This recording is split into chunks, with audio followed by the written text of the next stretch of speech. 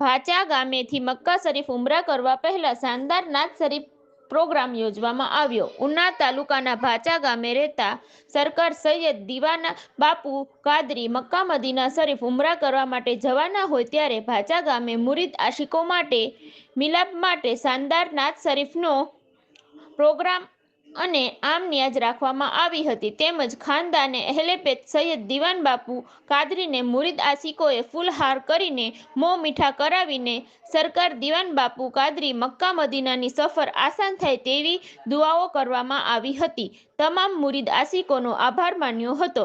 Bureau chief Jahangir Baloch, Bhacha, Una.